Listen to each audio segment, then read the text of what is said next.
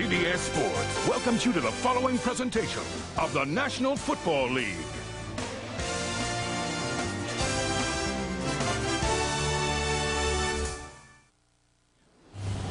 In Cincinnati, a season of promise once again became a year of disappointment. But hope reigns supreme after an improbable Bengals victory. Hold is down, the kick is up.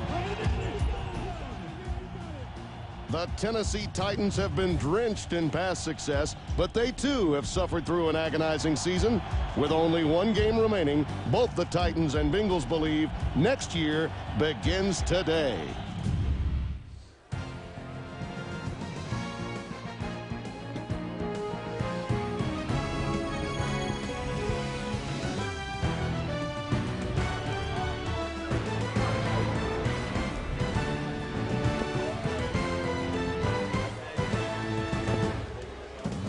This afternoon in Music City, USA, two teams looking for positive carryover rather than postseason hangover.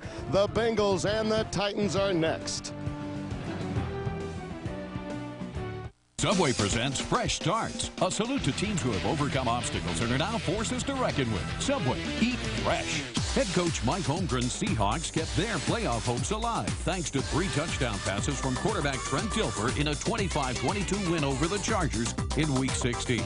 Eagles quarterback Donovan McNabb also threw 3 touchdowns as the Eagles won their first NFC East title since 1988 with a 24-21 victory over the Giants. His name is Henry, Clay Henry. He's a fireman and a Jared fan from Subway. He got real big on burgers and fries. Now he's down to a smaller size. Gets his might from his veggie delight. Great taste each day from his local Subway. He's Henry, Clay Henry. With exercise and a diet including Subway's 7 delicious sandwiches with 6 grams of fat or less, people like Clay Henry are inspirations for everyone. Subway, eat fresh. Proud sponsor of the American Heart Association's Heart Walk. 36 degrees the temperature, the wind chill at 29. We do have some rain now, freezing rain, perhaps even a chance of snow later. You look at Dick LeBeau in his first complete season as head coach. Took over after 4 games for Bruce Coslett last year. And Jeff Fisher, who now with the loss of Dennis Green has become one of the elder statesmen of the National Football League as a head coach. Just a couple of years removed from a Super Bowl appearance, trying to finish at 8-8. In fact, this organization with Fisher has never had a losing season. That's so right. A lot at stake. That point you talk about Jeff Fisher, that tells you a little bit about the short-lived nature of the NFL. He now becomes the elder statesman. He isn't even 47 years old yet.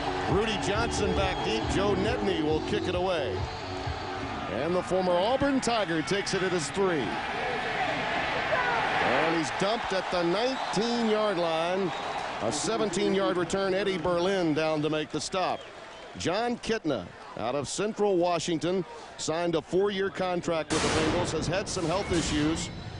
A bad finger has cost him. You see the interception problem, but he really hasn't gotten much help from his receivers. In fact, in the offseason, that's what they hope to do, is develop a better relationship between the young receivers, which has a lot of talent, and the arm of John Kitna. They need more consistency at the quarterback position, and hopefully Kitna is the answer in Cincinnati. On first down, Corey Dillon stopped a yard, maybe 2 behind the line of scrimmage, stopped by Keith Bullock, number 53. And the rest of that Cincinnati offense up front, O'Dwyer has played well. Willie Anderson, if he played on a better team, would be a consistent Pro Bowler. Darnay Scott has played well at wide receiver. McMullen forced in because of injuries at tight end, and Lorenzo Neal has been a find at fullback, the former Tennessee Titan. 2nd down and 13.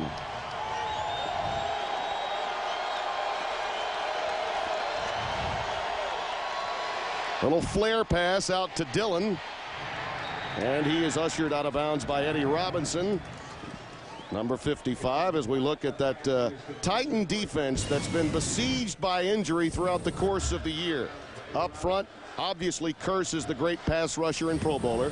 The linebackers, Chamberlain gets the start for Randall Godfrey, who's got a small cast on his hand today. Samari Rolle is the only original starter on this team that's still in the secondary. They were completely hammered with injuries as you look at their coordinator, Jim Schwartz, I beg your pardon. It's 3rd down and 9. Looping it and caught. Brandon Bennett coming out of the backfield, but only ahead for about 5 yards. It'll be 4th down and a punt formation for the Bengals. That Tennessee Titans defense hadn't had a chance to be tested yet, but one of the things we're going to be looking for throughout the course of the game is how well they tackled, Tim. Over 50% of the yards they gave up last week in a loss to Cleveland came after the tacklers had an opportunity to make a play. So look for the sure-handedness or lack thereof today. Nick Harris will boot it away. Back deep is Joe Walker, standing at his 40. He has room, but stumbles at the 45. And a fumble, and the Bengals say they have it, and they do.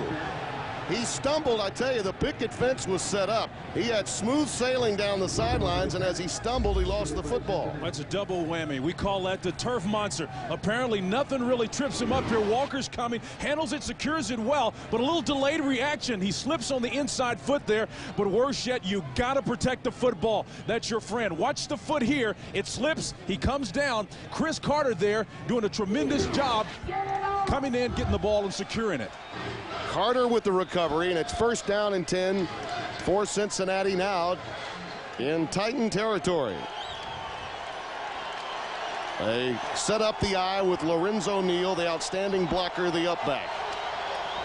And they'll follow him. It's an example of why Lorenzo Neal can mean so much to your organization. Successful everywhere he's been. Cap circumstances kept him from staying here in Tennessee. And he has blocked for some outstanding running backs through the years. They're all 1,000-yard rushers.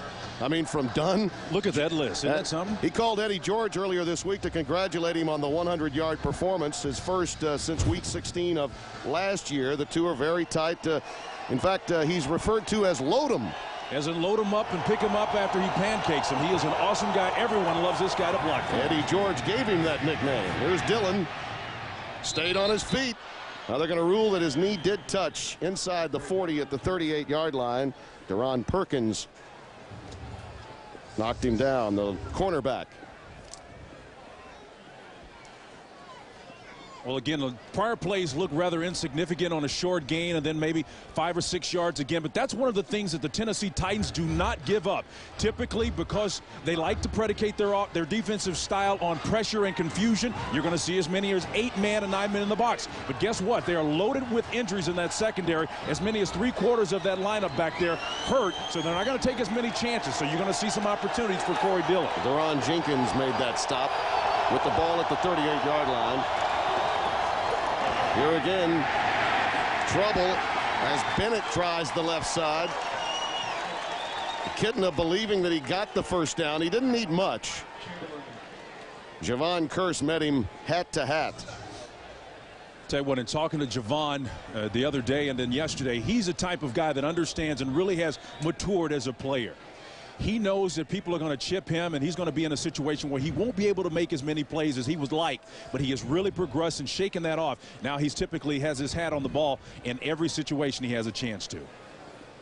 Our referee today is Terry McCauley, a name people recognize from past NFL games this year. Has been involved in a few controversies through the course of the year, and the spot is short by inches.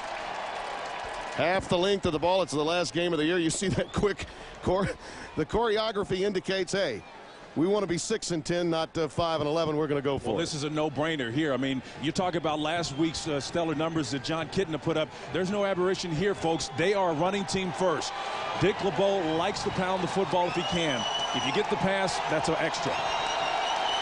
So after the turnover, a fumble by Joe Walker on the punt. Cincinnati on 4th down and inches. Half the length of the football is all they need. You see their conversion rate on 4th down this year. Kitna lost it. In midair, the ball came out. And Eddie Robinson comes away with it. And now it gets into the hands of Samari Roll.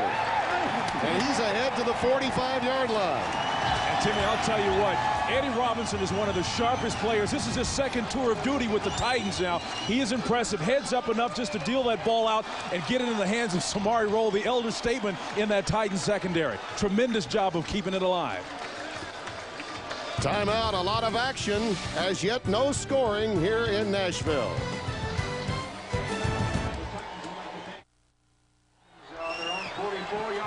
11:32 remaining in the first quarter. Tim Brando, Spencer Tillman. The Titans with possession for the first time after the turnover. Steve McNair at quarterback, having an outstanding year after the injuries to Eddie George forced them to air it out a bit more. That first pass is complete to Dyson. Here's that fumble on 4th and inches by Kitna. Timmy, there's an expression we call low man wins. Kitna has his shoulders up. As many as 4 Titans are underneath his pads. The ball comes out, and Eddie Robinson, number 55 there, pulling it out, does a tremendous job understanding Kitna's not dead. Officially, it was a recovery by Robinson and a 7-yard gallop by Samari Roll. 2nd and 3. Busted play. McNair was waiting to hand it off to George, and he was pass blocking. Brian Simmons makes the stop, and boy, what a wonderful year McNair has had. He too is injured often. We asked him where does he ache, and he says, where don't I ache? But I tell you, he's played well with pain. 20 touchdowns, 12 picks. We talked to Pat Ryan, the former Jets quarterback and analyst for the Titans radio network. He said, let me tell you, this guy got robbed. He should have been a Pro Bowler this year. Well, we talked to Floyd Reese, the general manager for the Titans, and he says, quite frankly, this guy is the toughest quarterback he's ever seen play. He is a specimen physically, but he told us this is honestly the worst year he's ever had from a physical standpoint. 3rd down and 2. The lone setback is George. Play fake, and he's looking long. Boy, he had Dyson wide open deep, but George, the safety valve, has it at the 42-yard line. Boy, Dyson was absolutely alone at the 20-yard line, streaking down the right side. But it is a 1st down for Tennessee. Let's take a look at the rest of that offense. Big day up front for Bruce Matthews. It could be his last game, a Pro Bowler after 19 years. And you look at Aaron Kinney, the tight end. Mason and Dyson have really played well, and Wycheck, of course, a consistent star at the tight end position as well as H-back. And Tim, you go back to the play of Steve McNair. That didn't look like very significant, but he went through 3 progressions and went down to his check down back, which was George. That shows you the maturity level, because he would have gone to his 1st or 2nd option years before or run it. On 1st and 10 at the 42. This time he goes over the top. Mason, touchdown.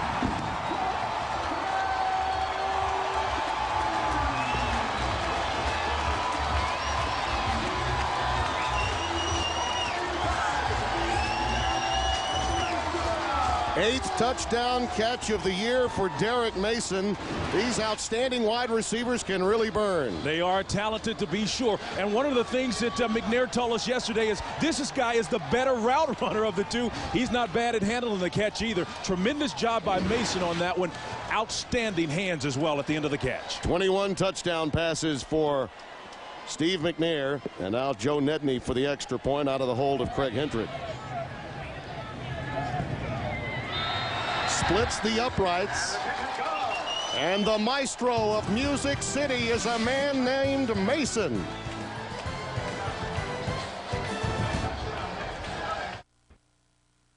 The NFL on CBS is sponsored by the all-new Honda CR-V, a vehicle designed for your adventures in reality.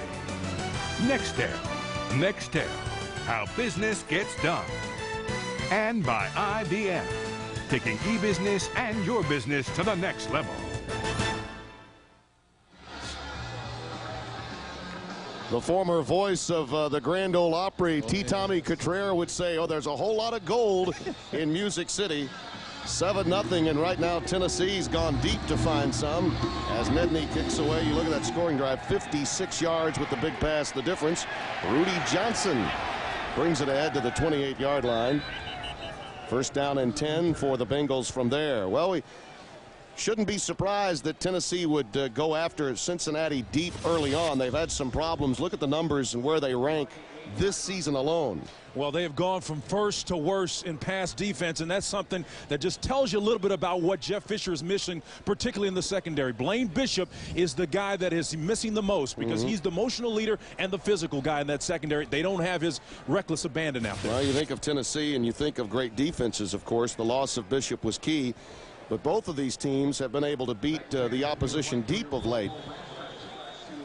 An injured Bengal appears to be Glenn Steele. We'll check on his status in a moment.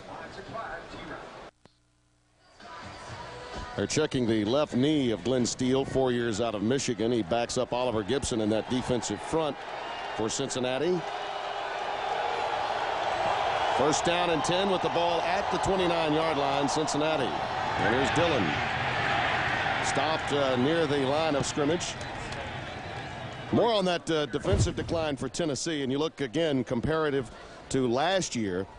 You see the huge difference, and I think you're right. It all begins with the loss of Blaine Bishop. In Fisher's system, he was the catalyst. You're right. It's that hybrid 46 that he learned from Buddy Ryan. And you know what?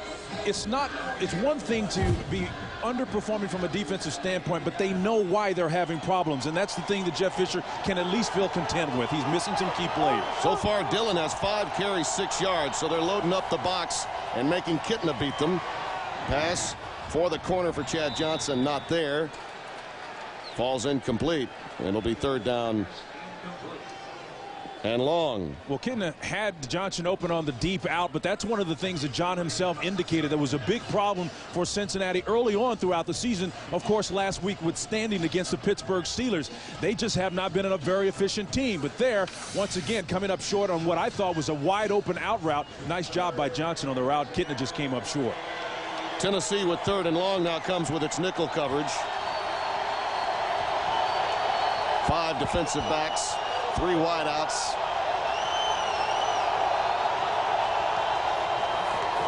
Kitna, 5-step drop, dumps it incomplete.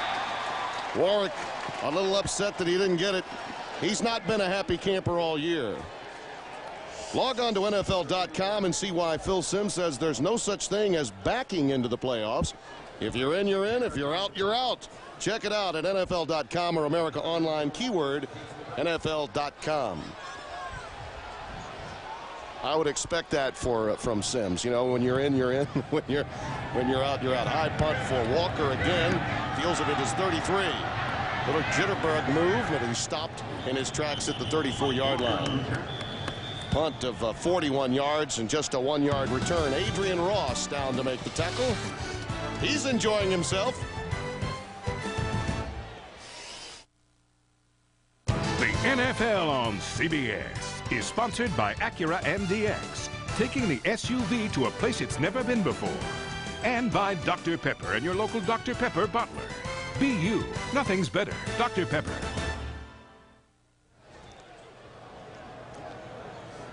Bruce Matthews, after 19 outstanding seasons, played the first couple of series. He may have seen his last down. Much talk that he would retire, but not announce it perhaps until after January. But he certainly hinted to the local press that this could be it for him.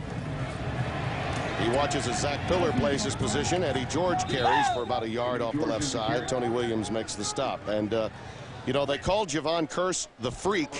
But when we talked to Jeff Fisher about Bruce Matthews, whom he played with at Southern California, oh, by the way, look at the 70s hair. Nice, very nice. How about that 70s hair? You know, they played together, but Jeff refers to Bruce Matthews based on performance and longevity. Hey, he's the freak. Absolutely. I mean, I saw him once make a block when he was a teammate of mine with the Houston Oilers. Dropped down to his feet, engaged in the block, came down immediately, made a block that sprung Mike Rozier for a long touchdown run. It was absolutely amazing, something you expect a receiver to do. On 2nd and 9, a play fake. And McNair gets it out to the tight end Wycheck, and he's ushered out at the 39. For an update on New England and Carolina, an update from New York, here's Jim Nance. All right, Timmy B. Yes, the Patriots at the Panthers. Winky picked off by Ty Law. He'll run it back for the 10-0 lead. A New England win gives them the AFC East title. All kinds of playoff implications around the league. Chicago over on the NFC side must win if the Packers win today and to take that NFC Central. And the Packers already up 14-0, while San Francisco, Owens in the end zone, 7-0 at the Saints. Let's go back to Timmy B and Spencer. All right, Jim. Actually, the AFC a little easier to figure than the NFC going in terms of who plays whom once the playoffs get underway based on today's games. Pass is caught by Dyson just inside Cincinnati territory at the 49. The AFC Central, pretty easy, really. Baltimore and the Jets win and they're in. If they don't, Seattle wins, they would get one of those spots. Well, I'll tell you what, Pittsburgh really had a lot to play for last week, and were it not for a slip-up by Oakland, really had that home field advantage throughout the playoff in jeopardy. And that tells you something about this Cincinnati team. They didn't run into a Pittsburgh ball club that was really not playing for anything. Dyson's caught 3 passes for 25 yards already from McNair. And, of course, Mason has the touchdown reception. Eddie George burrows inside the 45 to the 44. Justin Smith, the rookie out of Missouri, made the stop. We were talking about Bruce Matthews in front of the 40th Airborne being honored today. Of course, this game would have been played the week of September 11th. They are here to honor America, and also Bruce Matthews, a part of that, introduced. And then the Green Berets, who were injured in Afghanistan, all of whom received Purple Hearts, were on display with the flag during the course of the national anthem. 2nd down and 5. Dyson in motion. George again ahead for about 3 to the 41-yard line. Jawan Armour, the safety, made the stop. You know, Eddie George, some have indicated because of his style of running that the kind of toe injury that really McNair had to deal with is a problem for him with all the hits that he takes. He needs a comfort zone during the offseason and perhaps even some reconditioning. Yeah, because he is a big-time workout guy, and basically he had no offseason in terms of workout because he was recuperating from that major surgery he had on that toe. But, you know, he's not one of those smash-mouth type guys like most people think. He can make you miss as well, so that tiptoe style you see there is kind of an illusion. McNair in traffic. Nice catch at the 25-yard line. Mason coming back for it. Reading his quarterback, a 15-yard gain, and McNair was walloped and is being helped up. Now, Robert Bean got beat on a touchdown early, but watch the hit here. McNair back looking, searching, showing the patience, and I'll tell you what, he's whacked pretty hard and good. That's Tony Williams there with a helmet on him. He's back deep, showing some patience, but Williams there with a big hat. Makes the completion, though. That's something that he wouldn't have done in year 2 of his career. 6 for 6 now for 85 yards for what used to be called Air McNair in the day.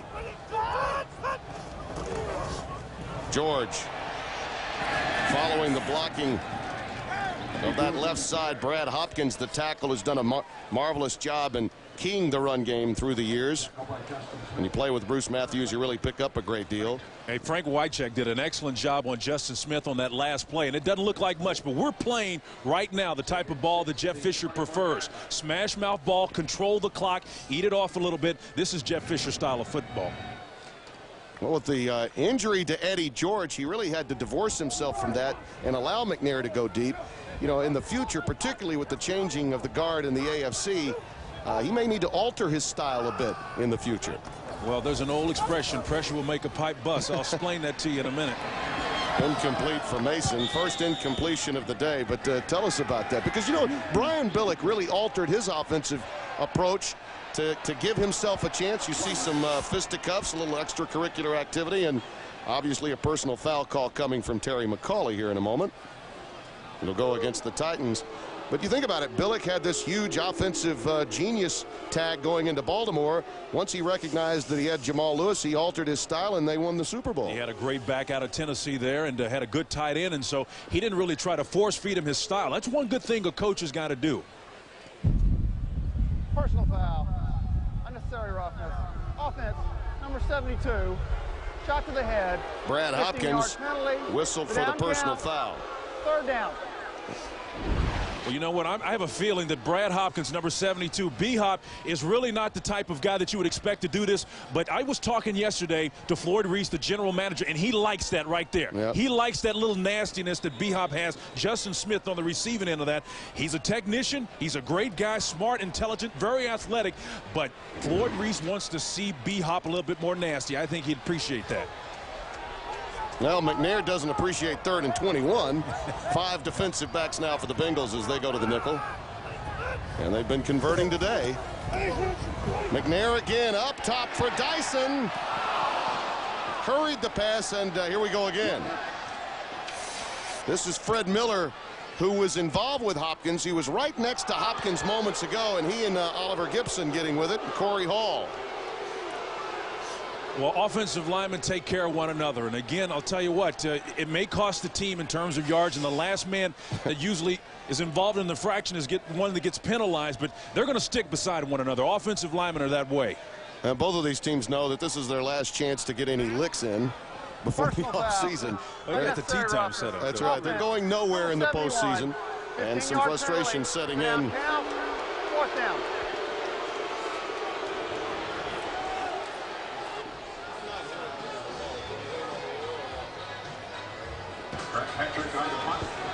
And they back him up to the 49-yard line. I know you're having difficulty hearing Terry McCauley, but obviously it was a personal foul again against the Titans. 4th down and 36. What it does is give Craig Hentrick plenty of room now to boom it and pin the Bengals back. TJ Hushmanzada and Peter Warrick are back deep. Hushmanzada has been a real find, a 7th-round pick out of Oregon State. Excellent receiver. Bit of a surprise this year. Warrick, fair catch called for, and he dropped it. It appears as if he may have gotten back on top of it. A beautiful punt. And a near turnover for Cincinnati. Pom-poms are waving on a cold, dank day in Nashville.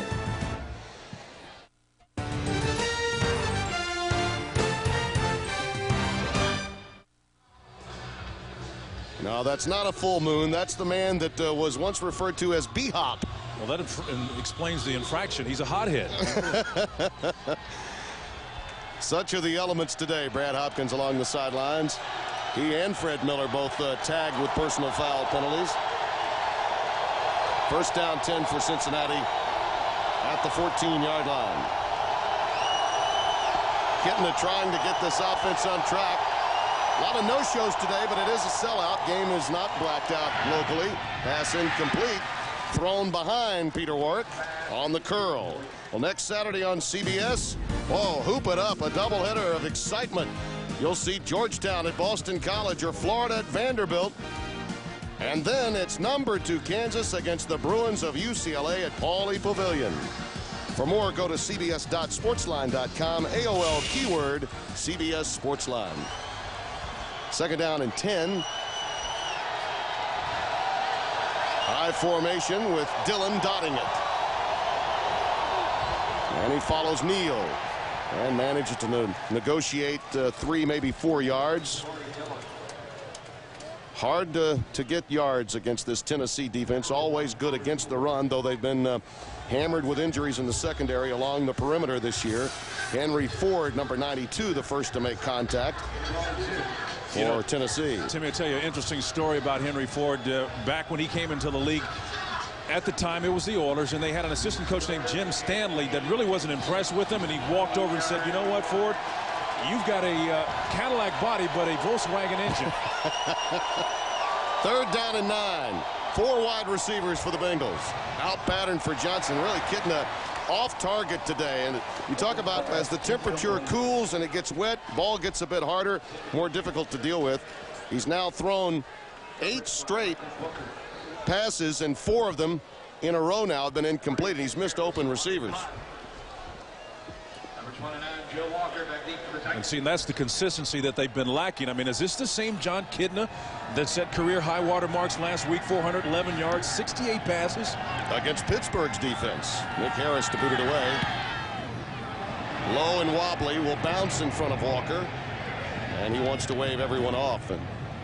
And it's down to at the 49-yard line of Cincinnati. That's where they'll go. 1st and 10 after a 33-yard punt. Well, coming Tuesday, January 15th on CBS, the creator of JAG brings you a new drama that dares to take you inside the Supreme Court.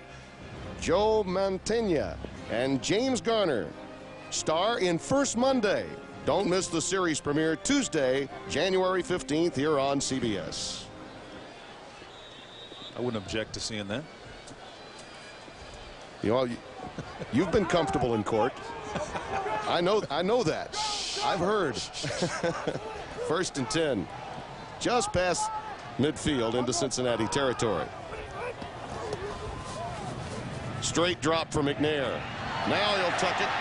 Markers down, thrown in an area where holding would likely be the call. And he takes the hook slide at the 41-yard line, does McNair.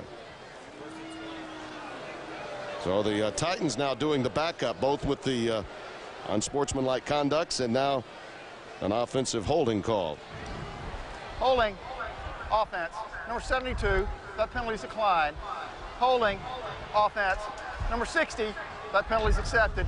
10-yard penalty, repeat first down. Well, Kevin Long is in one. I guess they just decided they would accept one against Kevin Long because Hopkins has already been hit. Balance, man. They're going for balance again on offensive line again.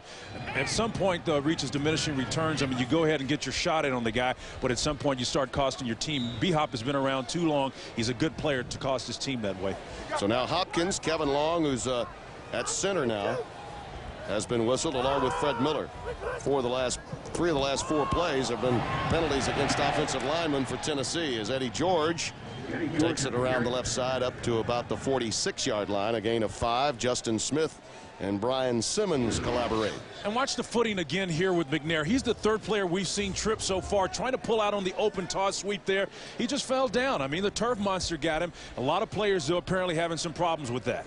Well, we saw it with Joe Walker on the punt return, the initial one of the day. That was a fumble that Cincinnati could not turn into points. In fact, they fumbled it right back when Kitna on 4th and inches let it get away. 2nd and 15 against nickel coverage for Cincinnati. George on the delay. Nice recovery by Cincinnati. That looked to be open for a lot more yardage. Quick recovery by the linebacker, Takeo Spikes, and he's got great speed. One of the fastest linebackers in the league. This is one of the old ISO plays that's going to eventually come back the next direction. I think Eddie George, after he gets through this mess, if he's a well Eddie George and that toe is really doing fine, I think he makes that cut and gets an extra yard or two out of that play. But Eddie's still trying to figure out how to run after that major surgery on that foot. Well, McNair now has 3,262 passing yards, passing a career high for him of 3,228.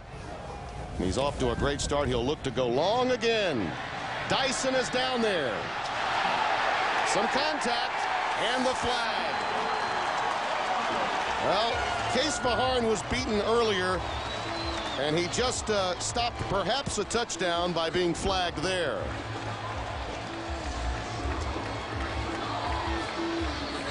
First-year man out of Augustana, Kevin Case Maharn, definitely beaten by Dyson. Pass interference. Defense, number 31. Automatic first down. Well, sometimes you're going to get corner blitz pressure here. One of the things it does, it puts Case Maharn on an island out here. He's got soft coverage here, a lot of space in between himself and the receiver. You're on an island, you're one-on-one, you got to make a play. Keep an eye on the ball, but he trips down there at the last second. Never really had a chance to make a play on the ball. He just tripped. McCauley called 31. It's actually 34. Case Maharn that was the guilty party. Easy. George ducks under to about the 6-yard line. And I tell you that action after the whistle continues. Miller really getting with it. A lot of woofing going on. You wouldn't think that this is not the last game of the year for two teams going nowhere. A little playoff intensity up front with the big uglies. Yeah, a little bit too much extracurricular stuff going on right now. That just shows you, and the fans reacting to it with a wave of boos here. Not indicative of a Jeff Fisher coach team, to be sure. Dick LeBeau, 63 years of age, has been around a long time. He doesn't deal with this as well. He's a Civil War historian. Discipline is what he predicates his team on. That's the end of the first quarter. The Titans lead it 7-0. We'll return to Adelphia Coliseum after these messages. You are watching the NFL on CBS.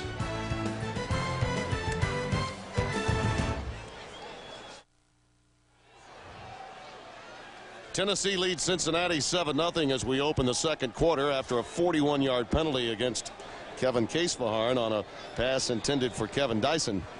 Sets up shop inside the 10 at the 6. 2nd and goal. Dyson and Drew Bennett come wide to the bottom of your screen. McNair, look out. He decides to tuck it and run. Touchdown.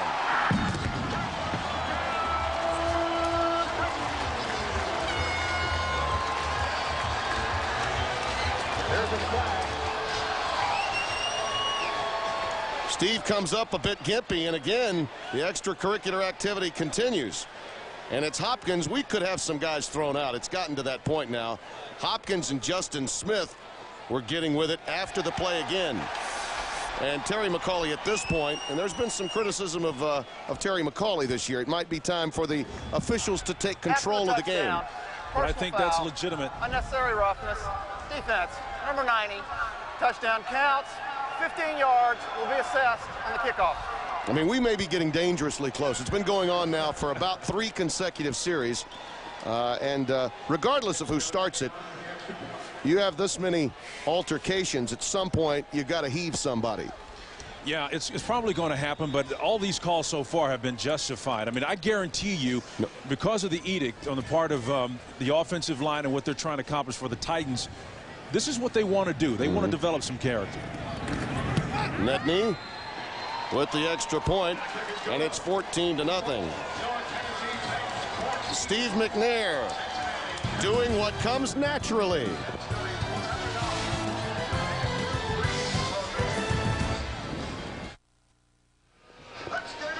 On the last scoring drive for Tennessee, you see 50 yards, 40 of that on a penalty against Case Fajarn. Pass interference on a pass intended for Dyson. McNair had the 6-yard touchdown run, and Eddie George rushed 3 times for 13. Rudy Johnson takes it in at the 2. And he is ahead to the 21-yard line.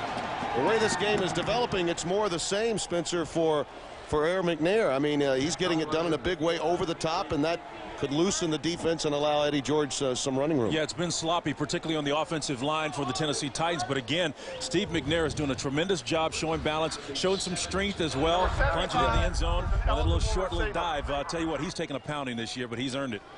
A lot of activity after the whistle, too, and I think Terry McCauley is going to be under some pressure in gathering control of this game, particularly up front. Well, that can say a lot, though. I think a lot of times guys are thinking it's the end of the year and it doesn't really matter a whole lot, but that tells me something about the guy. You know, you may not necessarily, as we watch an injured Bengal go off the field, that tells you something. When a guy is ready to get involved, throw some fist if he has to defend his honor, I like that.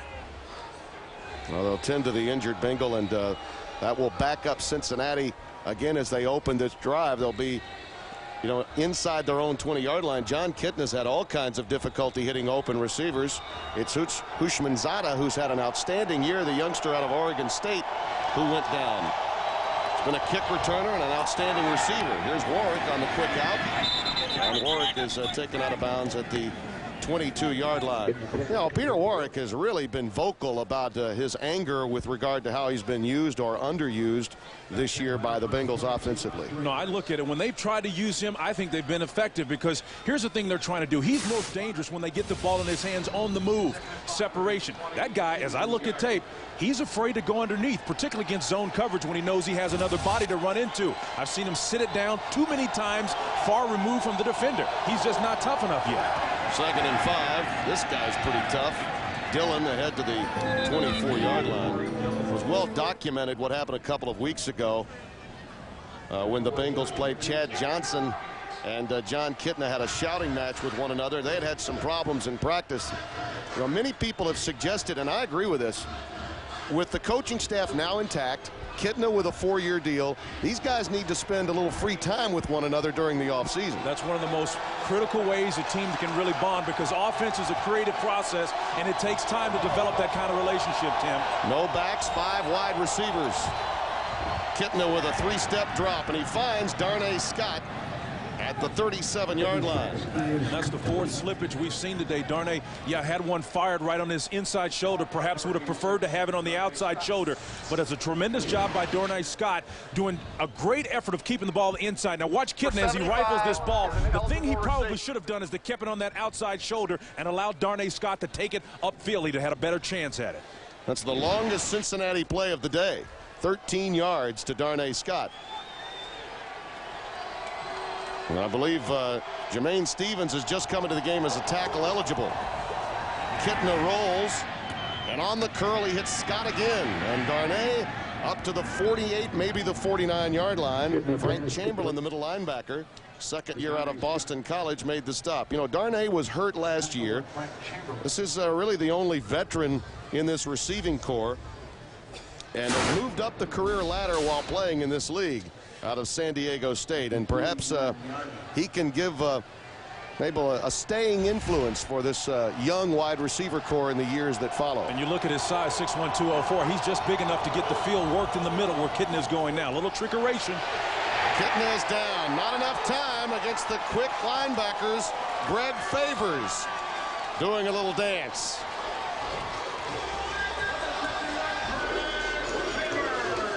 I tell you, they had some open receivers, but it just took too long in developing.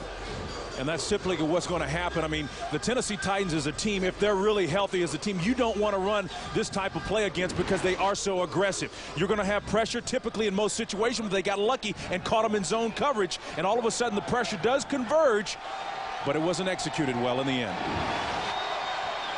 Nice call, draw. Dillon stopped at midfield. Darrell Porter comes up to undercut him. Strong safety. One of the many under pressure to band-aid and bandage or gauze bandage this secondary that's been depleted by injury throughout the course of the year. They've actually lost their secondary on 2 separate occasions this year. People would get well and then suddenly injuries again. Difficult loss on the road to Minnesota that could be the difference in the Titans making the playoffs or not making it this year, which they're not. Kitna steps up and fires. Samari Rolle with the interception. His 3rd of the season.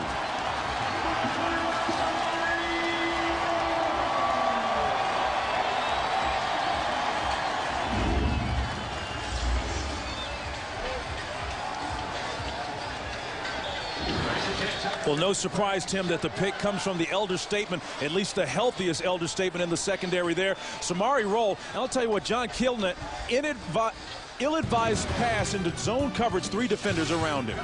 Time up.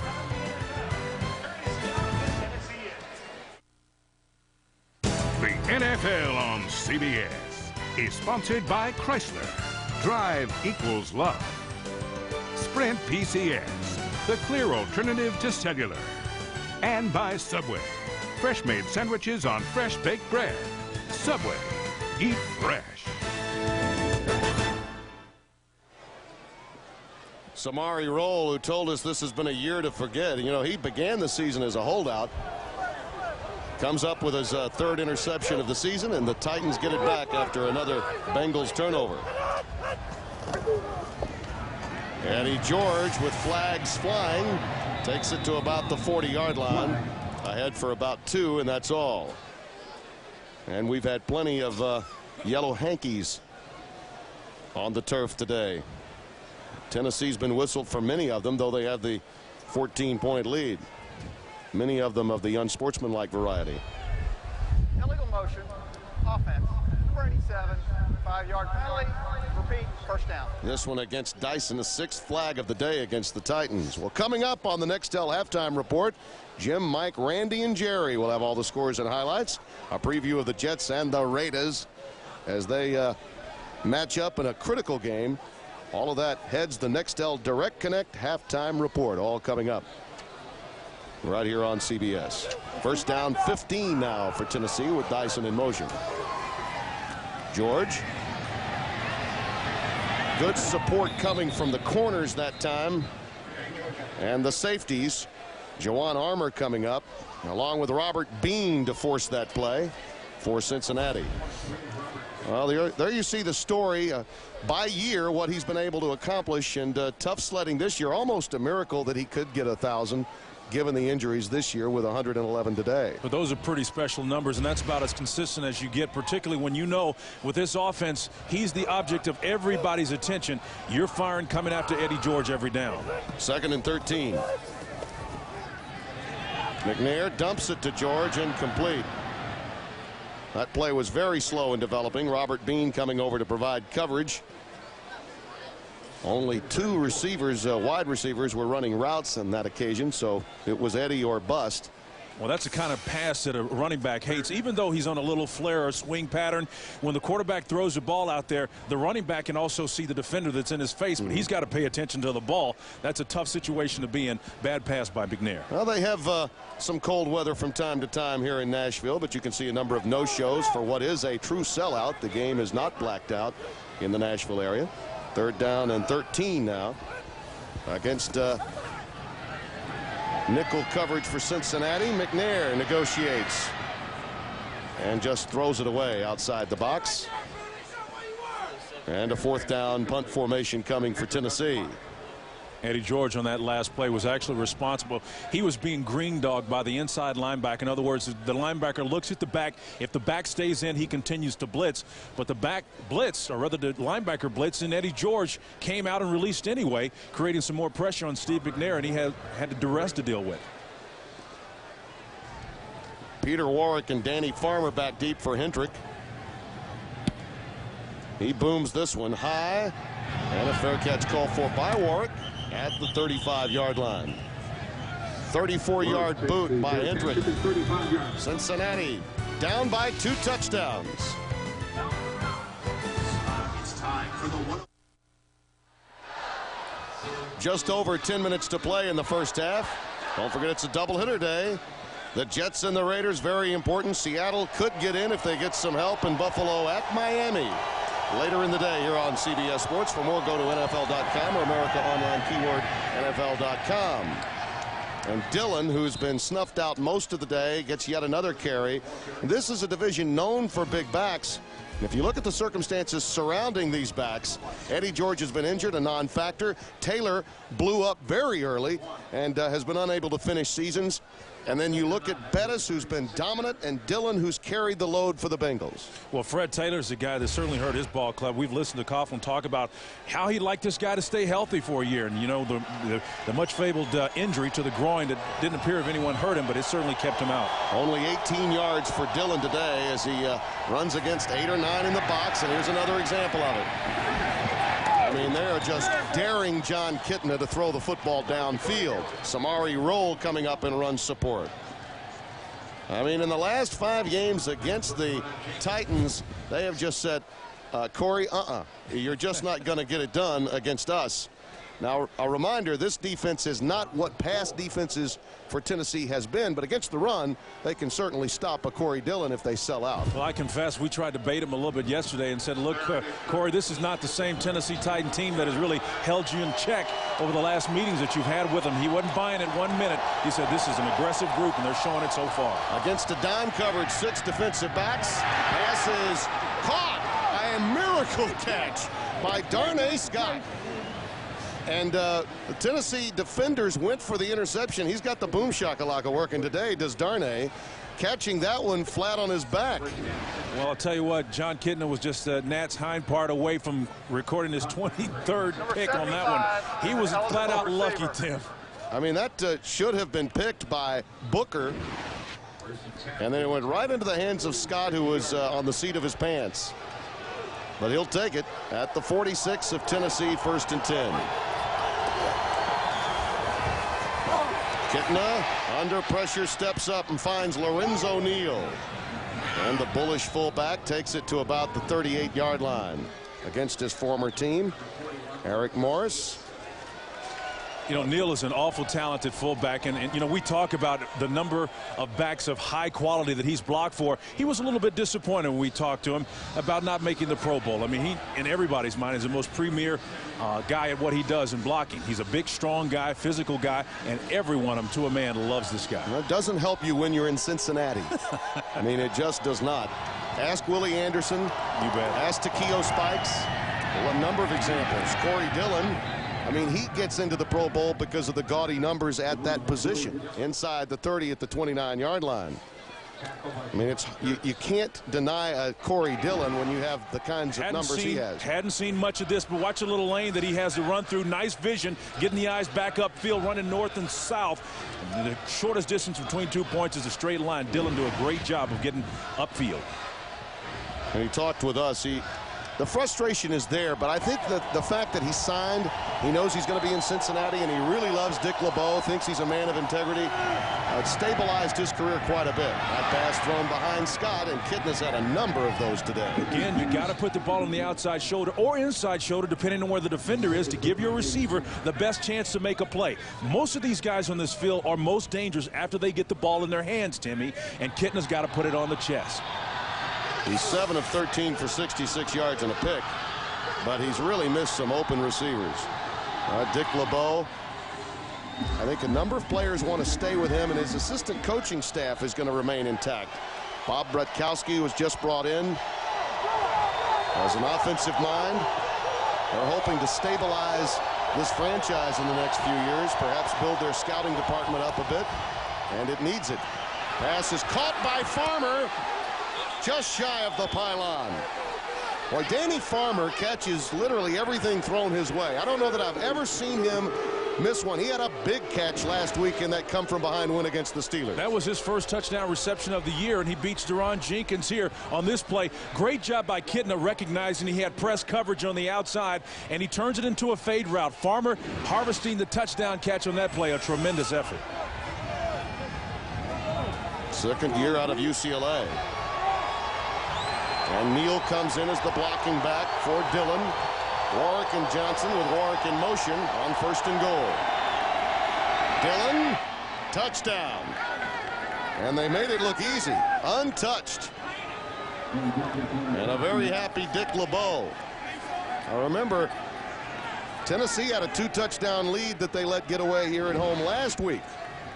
Well, great job here. And again, Farmer set it up because this is the most difficult place to keep an offense out of the end zone because there's so little field to cover, but you got to be concerned about the fade on the outside, but yet you got to respect the run. Most teams will do that once they're inside the red zone. 9th touchdown of the year for Dillon. Reckers with the extra point. And just like that, Dick LeBeau's team, which has not seen much offense so far, comes away with one and are down by a touchdown. The NFL on CBS is sponsored by Gateway, where you've got a friend in the business, and by the United States Postal Service.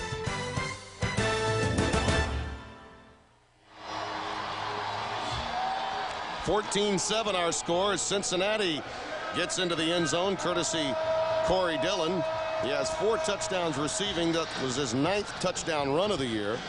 Kitna finding Danny Farmer. That was the key play. A nice adjustment by John and Farmer. You know, people wonder about that receiving core. Houshmandzadeh, who is injured right now, has been playing well, as has Farmer. It's been Johnson and Warwick, 2 guys that have a lot of expectations in this league that have really been disappointments. Great point there. I'll tell you what, I want to go back, though, to what made that near touchdown effort by Farmer a possibility, because they had press coverage on the outside. That meant there were as many as 7, possibly 8 guys in the box. They had those people in there because Corey Dillon was starting to show some success between the tackles running. So Kitna saw an opportunity to exploit that. The running game was the key. Now the wind has now blown the ball down for Rackers a couple of times. They may need someone to hold it.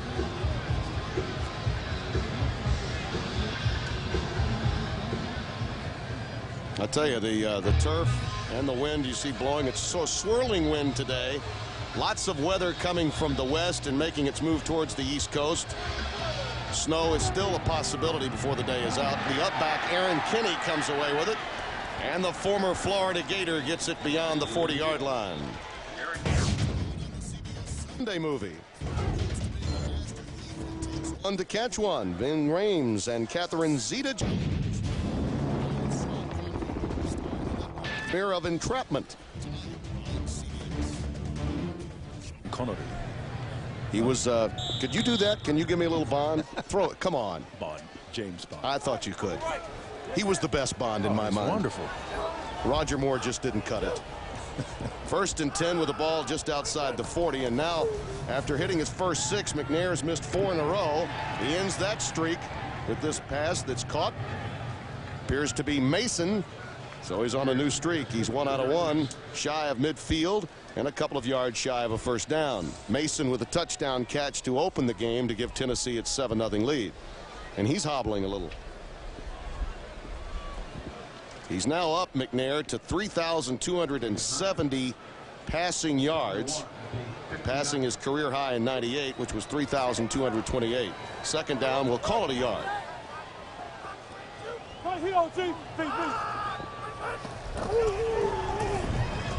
George, look out. Now the speed. Marker comes down as he's ushered out at the 23-yard line. But it's going to come back. And that's a shame, Tim. Wasted effort, and that's the kind of run that Eddie George has been longing for. And all of a sudden, it's going to come back as a result of a holding. You see the wry smile there? It's almost as if, well, it's been that kind of year. Yeah, you know? That's the way it's been for Eddie George. Holding. Offense. Number 87. 10-yard penalty. Repeat, second down. We'll go against Kevin Dyson. He's upset about it.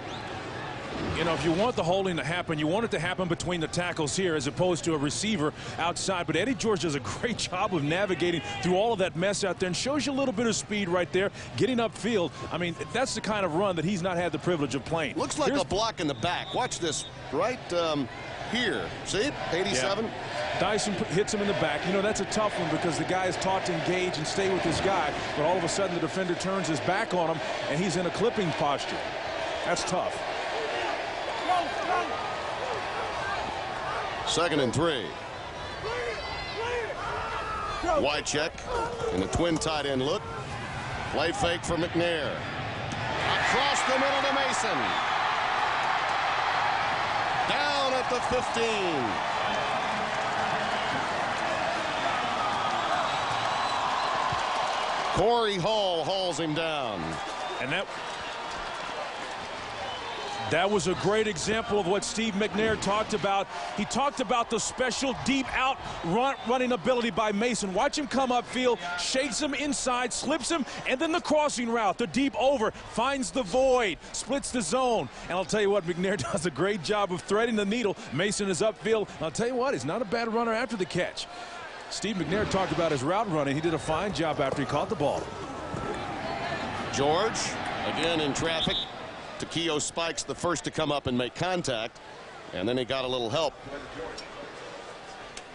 Takeo we talked with and about not making the Pro Bowl. He says, I don't know what I have to do.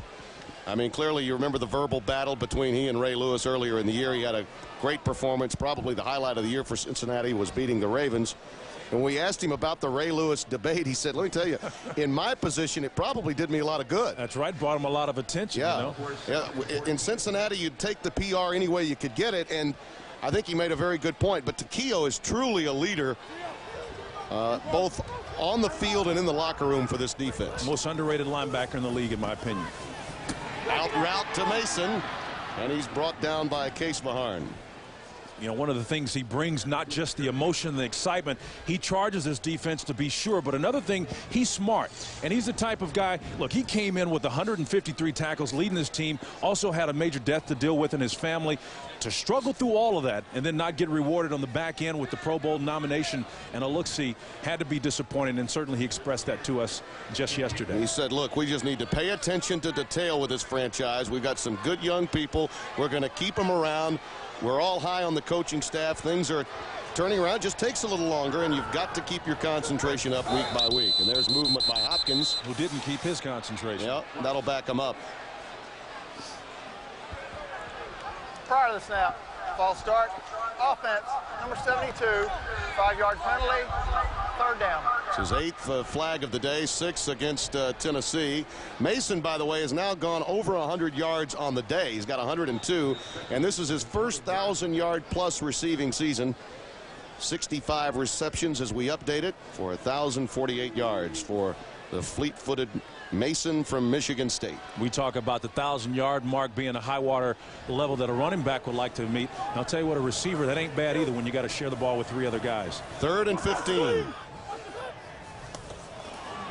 Again, that play was botched early, almost as if the offensive line didn't know the snap count. Justin Smith comes through and gets an easy sack of Steve McNair.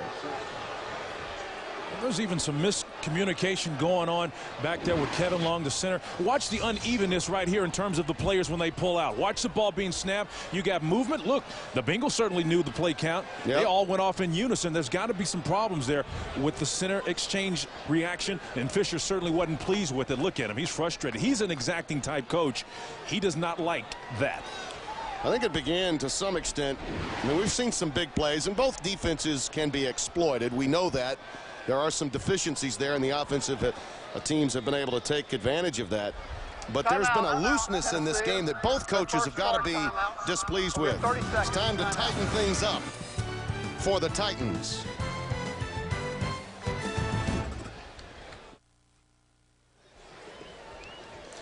Two minutes and 16 seconds remaining here in the first half. Jeff Fisher's team has self-destructed a bit on this drive after a nice pitch and catch between Steve McNair and Derek Mason. Hold up. And you see Danny Farmer dropping back as Hendrick has come in to pooch punt it here. Warwick is back alongside Danny Farmer. We'll play a little field position here if they can. Boy, the wind really did grab that one, didn't it? Waving everyone off, gets a huge Cincinnati bounce all the way to about the 23-yard line. This will be a boot of less than 20 yards. Well, who would you pick as this year's NFL MVP?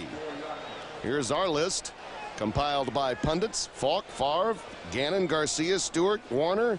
I'd like to see others up there. Man, you can just log on and cast your vote at NFL.com. Where's Tom Brady in that bunch? Well, that's exactly why I'd say others. Holy cow. I mean, this guy gets the Clark Kent Award. It's so unassuming, but he comes in and plays like Superman. And you know what? No, I'll call it the Wally Pip Award. No, it's a different sport, but I like the association because he can wind up displacing the guy who's got a $104 million contract, right, and he could be expendable. He certainly made Bledsoe a big story in places like Dallas. You bet. First down and 10. That was an 8-yard punt, by the way, after the 9-iron bounce that Cincinnati got off the ground, and that pass is incomplete, a little short of Danny Farmer. We should get one more play in before the 2-minute warning. Danny Farmer originally with the Steelers, and some people have questioned his size, perhaps his strength, maybe stamina, but I tell you, this guy should stick for a lot of teams. I like the guy. Remember last year we came and did one of their games and he had seen snow for the first time? That's right. California, he's making angels in the snow. Warwick, nice catch. He made a good adjustment up to the 32-yard line as he's taken out of bounds. We've reached the 2-minute warning. 14-7. A little WWF here to break.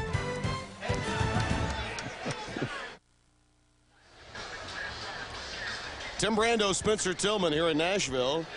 The Tennessee Titans looking to finish the season at 8-8 and keep the losing record blemish off of their resume for Jeff Fisher throughout his career, both as the Oilers and now as the Titans. Cincinnati coming off a win against Pittsburgh, trying to close out the season with 2 straight. That pass is caught by Warwick, and that was a nice grab off his fingertips for a first down, and Cincinnati controls it. Now that was a fine job by Kidna splitting the zone coverage, but he put the ball exactly where it needed to be on the backside shoulder because Warwick had a defender on either side of him. Tremendous job by Kidna. 4 wide receiver set for Kidna. Pass thrown a bit low this time, intended for Ron Dugans. Dugan's another one of those young players with tremendous upside, particularly with speed.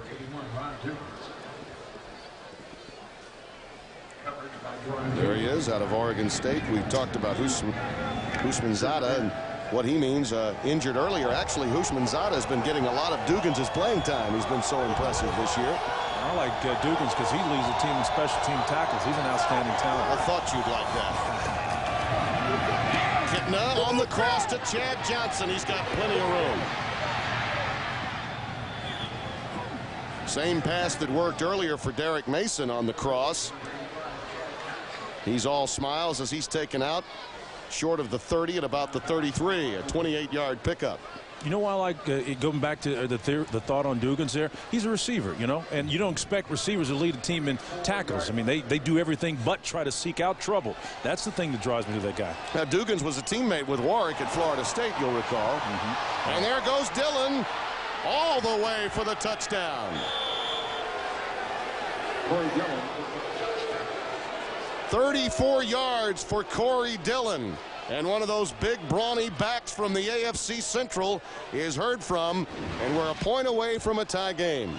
Just 4 men to deal with, a little isolation zone blocking here right up the middle. He makes a tremendous move to his right, then upfield on the left. Corey Dillon does the rest. He's a talented, big, strong back. A fantastic run by number 28.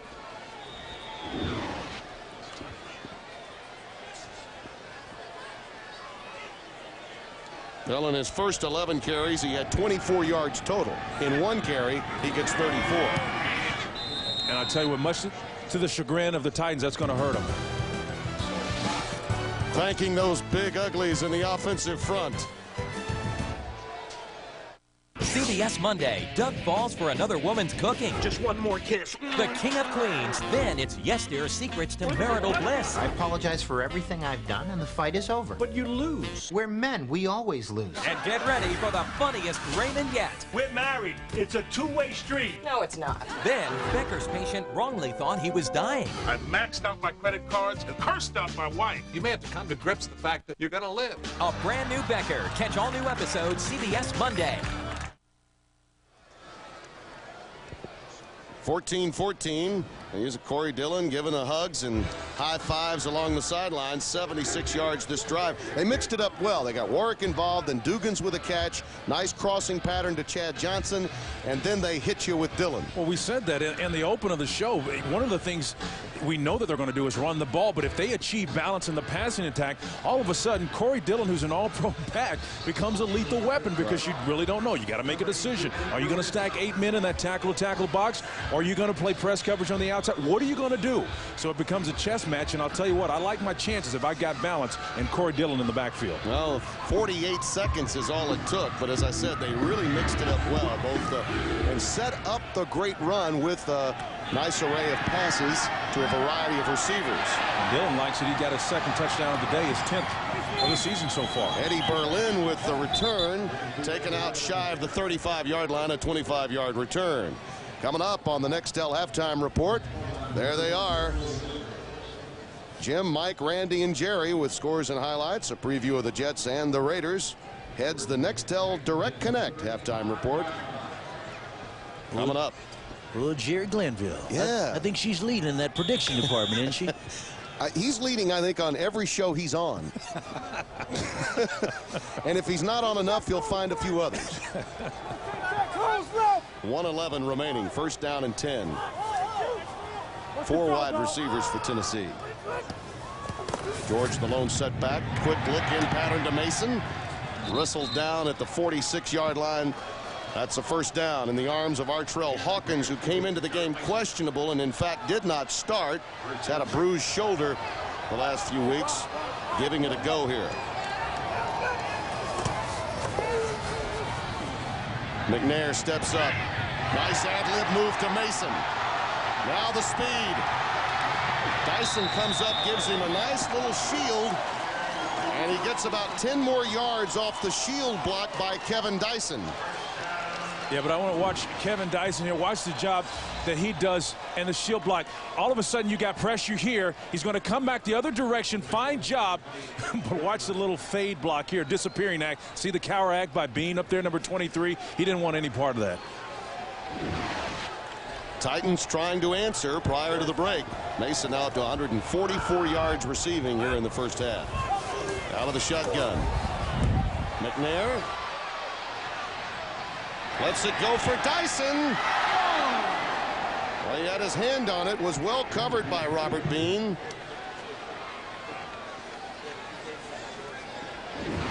Well, here's something that you really can't defend here. He was on the run. And look, there's contact back in the end zone. Perhaps he could have played for an interference call there. Here's another look. The ball is up in the air, and maybe you say that that's any man's ball, but an argument could be made. I think he had an arm bar there, big time. I think Bean had an arm bar working, and he was able to get away with it. 2nd and 10. Now, Bean made a big play last week in the Steelers game. Plenty of time for McNair. Pass is incomplete, intended for Wycheck. You know, it was going back to Robert Bean. It was Robert Bean that recovered a fumbled snap and then lateral to Brian Simmons for a touchdown that really turned that Steelers game around last week.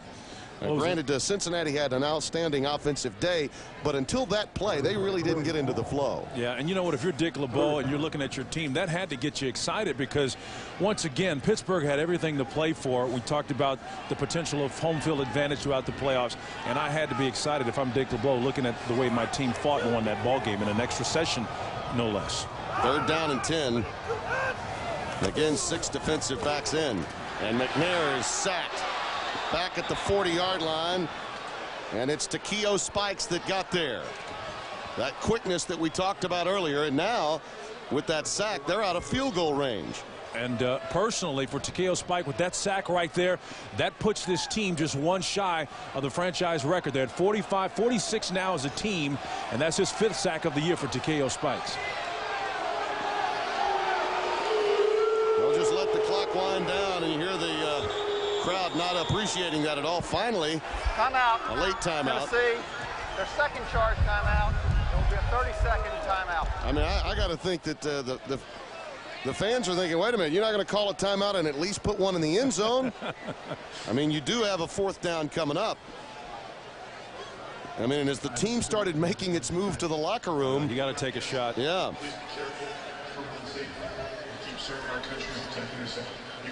That's the kind of sack that you really hate to give up, and a veteran quarterback like McNair, as well as he's played. I know he doesn't want to run, particularly with that injured toe, but that's the kind of sack you really don't want to give up, particularly at the end of the half when you've got a chance for a field goal. Yeah, I think any quarterback sometimes is going to have lapses, but you've got to be cognizant of where you are on the field, and you got to be understanding of how far your kicker can make. You know, what's his distance? What's his range? And so that was a poor decision by McNair taking the sack down and knocking him out of field goal range. He's been sacked twice, and both of them have taken the Titans out of field goal range in this first half. Looking to take it into the end zone. Going deep, Dyson and Mason are there. Tipped and almost picked off by Bean. And we've come to the break. That is the end. The Tennessee Titans and the Cincinnati Bengals tied at 14. But we can see where both teams defensively have been exploited. And that's the end of the half. Coming up, it's the Nextel halftime report after this message and a word from your local CBS stations.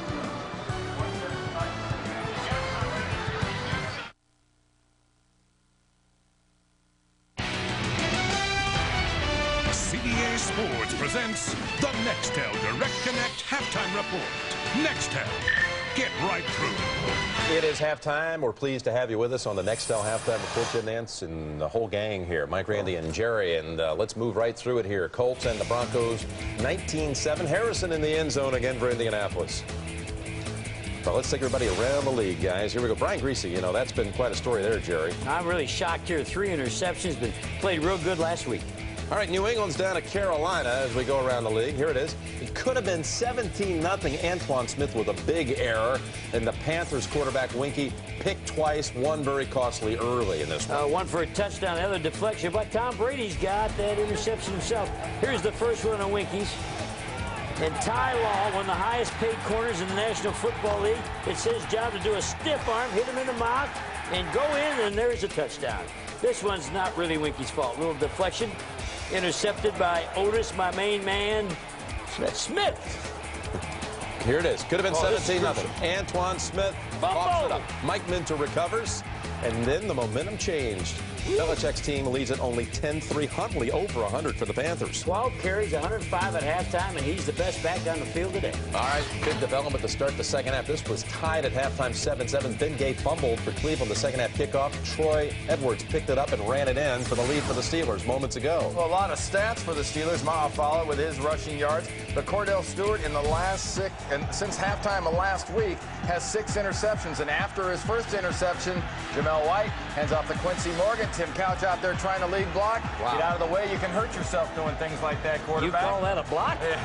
Loosely.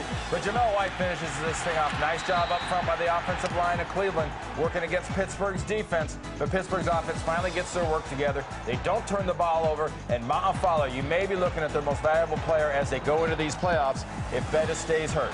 And this is moments ago. Watch Ben Gay put this one on the ground. And Troy Edwards, wide receiver, playing special teams, 32 yards, picks that up, in for the touchdown. Wide receiver playing special teams. I'll say that again. That's pretty good action. Very, Glenn.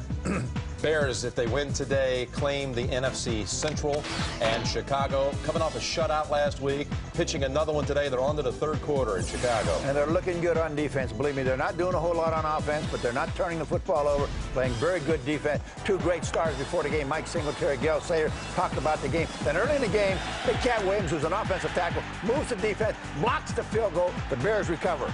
Now, this is Roosevelt Colvin, and he does a great job. This is a linebacker now. Beats the offensive tackle, throws him away. Gets nice the sack job. under now. Very good sack.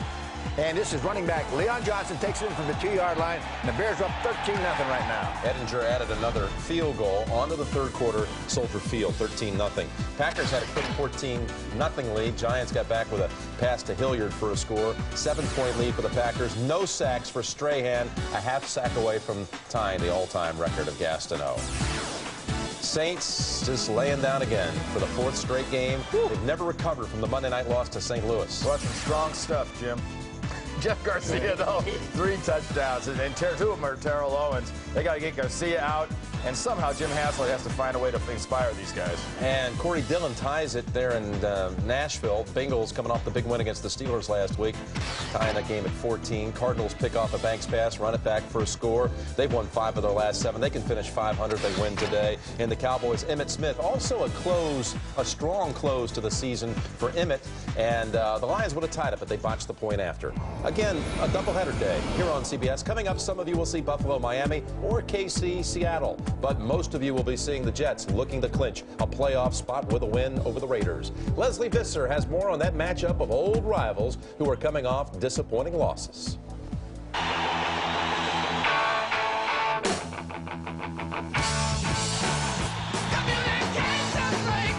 There have been glitches in our phone lines, I guess. For whatever reason, I don't know. And we don't score enough touchdowns when we get in the red zone, and that's what's baffling to all of us. A trip on the Raiders will nullify the touchdown. Oh, Sunday, we shot ourselves in the foot in certain situations with some penalties. We're not going to dwell on what's occurred, water under the bridge. We're going to get ready for the next game against the Jets, and we need the game. They're very physical, aren't they? Yeah, very physical. And, those are the type of games I like to play in. Usually when we go out to Oakland, their environment is hostile, and that's the way they play. They're right about that, that's for sure. It's going to be a very physical football game. And anytime you're in the Black Bottom, man, playing in our stadium, it's going to be a hostile crowd. All year long, coaches say this is the one that counts, this is the one that counts, but don't you feel you really finally have run out of time? Oh, yeah, we run out of time if we don't win the game. But if we win the game, then we haven't run out of time. And we get to continue to play. And to me, it's a playoff game for this football team. It certainly will be like a playoff game, and it's coming up later for most of you. The NFL on CBS will continue in just a moment. Thanks for being with us on the Nextel Halftime Report. CBS Sports presents the Nextel Direct Connect Halftime Report. Nextel. Get right through.